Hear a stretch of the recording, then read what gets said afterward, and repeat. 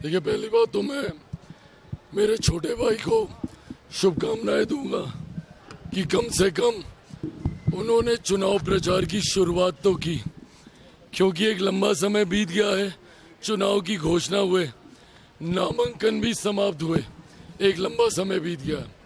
अभी तक महागठबंधन के लोग चुनाव प्रचार में निकलना तो दूर, आपसी मतभेदों में ही उलझे हुए थे, उलझे हुए हैं। ऐसे में कम से कम अब ये लोग प्रचार के लिए निकले हैं। बट अब जब ये लोग निकले हैं, I think it's already too late in the day कि ये लोग जाएं और जनता को कन्विंस कर पाएं। जिस तरीके से एक दूसरे के भीतर ही दरारें देखने को मिली हैं, अब ये सिर्फ एक सपना ही इनका रह जाएगा कि इस बार महागठबंधन कुछ कर पाए। और मैं वैसे भी बार बार मैं कहता हूं कि हमेशा आंकड़ों पे ध्यान दीजिए।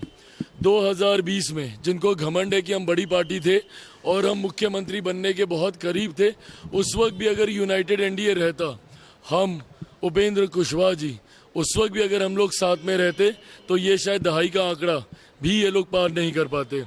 वो तो हम लोग अलग चुनाव लड़ रहे थे जिसका लाभ कहीं ना कहीं राष्ट्रीय जनता दल को हुआ, उसके बावजूद एनडीए ने सरकार बनाई।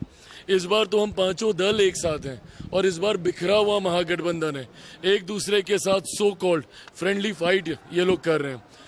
कतई इनका ये सपना पूरा नहीं होने वाला है। आज जिस तरीके से समस्तीपुर में भीड़ थी दिवाली के 2 दिन के बाद, और जो उत्साह था, और छठ पर्व कल से शुरू हो रहा है, उससे पहले इस तरीके की भीड़ अपने में दर्शाती है कि बिहार की जनता ने मन बना लिया है एनडीए की सरकार दोबारा बनाने का।